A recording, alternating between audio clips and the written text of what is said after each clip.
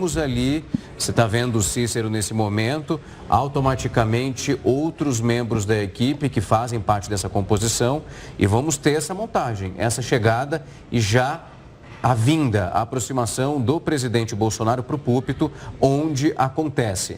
Então a gente pede para você que nos acompanha nesse momento, a gente vai trazer ponto a ponto, entre nas redes sociais, entre no nosso YouTube, Facebook, Instagram, se inscreva, porque se você estiver saindo de casa, não dá para perder. Deixa ali automaticamente a nossa conexão ligada com você, porque vai acontecer por agora. Em poucos minutos, essa coletiva, esse pronunciamento com o presidente Jair Bolsonaro, depois do resultado das eleições no último domingo. O presidente Bolsonaro, ele disse que considera que essa eleição, na verdade essa palavra não foi clara, a expectativa é que ele falasse se ele concorda com o resultado da eleição, mas ele não fala disso, ele fala sobre as manifestações que acontecem, sobre esse ato de prejudicar a população, que é acusado de antidemocrático em alguns momentos, mas eu acho, vamos ouvir o Ciro nesse momento? Acho que ele vai falar com a imprensa. O presidente Jair Bolsonaro me autorizou. Talvez a resposta venha daí. O presidente Jair Messias Bolsonaro me autorizou, quando for provocado, com base na lei, nós iniciaremos o processo de transição.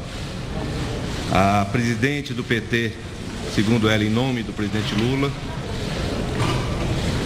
disse que na quinta-feira será formalizado o nome do vice-presidente Geraldo Alckmin. Aguardaremos que isso seja formalizado para cumprir a lei do nosso país. Bom, acho que a resposta veio aí, né? Quem trouxe de fato que a transição vai começar assim que a equipe for provocada é Ciro, que vem nesse instante, é possivelmente nomeado pelo presidente Bolsonaro, mas não é uma coletiva, é de fato uma fala, ele chega a ser provocado por algumas questões, mas não traz esse ponto. Mas vamos voltar aqui, Gustavo, para o discurso do presidente. A gente esperava que fosse um pouco mais longo, pelo menos, tivemos ali minutos, menos de 5 minutos, essa fala toda. Né? Ele não fala se aceita o resultado, ele aponta que foi sempre rotulado como antidemocrático por aqueles que o acusam, falam também do surgimento da direita, que ela realmente surge no governo dele, na visão e também pelo discurso, cita a pandemia e fala dos protestos que prejudicam a população.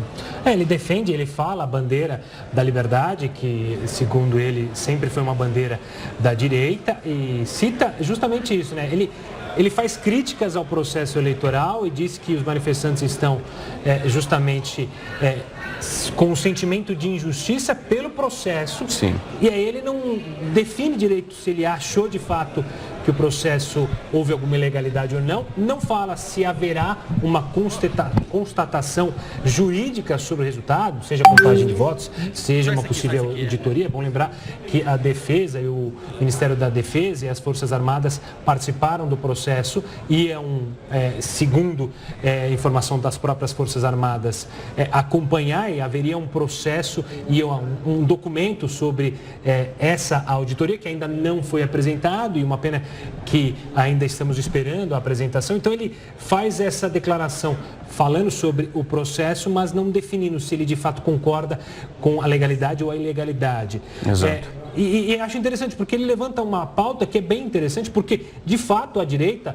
trouxe novas lideranças, o deputado federal mais votado é uma nova liderança conservadora e de direita, você tem um Congresso muito mais centro e direita, então, ou seja, há argumentos e força dentro da democracia para que a direita volte, seja daqui 4 anos, por isso que ele seria o grande nome dessa direita, dessa oposição ao governo que foi eleito. Então, vale a pena manter essa situação? Não vale? São processos que a gente vai ter que acompanhar mais do presidente ao longo dos próximos dias, nessa transição, nessa formatação. A partir de 2023, ele é líder desses 58 milhões de brasileiros que confiaram o voto nele. Exato. Se a gente parar para pensar, ele teve muitos votos, milhões e milhões e milhões. Há uma diferença entre o presidente eleito Luiz Inácio Lula da Silva e o presidente Bolsonaro de pouco mais de 2 milhões de votos. É uma consideração muito grande, é uma camada da população muito forte. Como ele também cita, a eleição de muitas pessoas que simbolizam esse movimento e que representam exatamente isso. Mas a expectativa dessa fala é porque ela vai reverberar nisso que você está vendo nesse momento. Entre os caminhoneiros que estão parados, não só em São Paulo, mas automaticamente em diferentes estados. A primeira coisa que eles disseram quando começaram a manifestação: vamos esperar a fala do presidente Bolsonaro e a partir daí vamos agir conforme recebemos essa mensagem. A possibilidade é de uma mensagem mais direta, aí vem a expectativa de um pronunciamento mais longo. É o primeiro que ele fala. É a primeira vez que o presidente Bolsonaro fala depois da eleição do último domingo, onde ele não consegue conquistar a reeleição.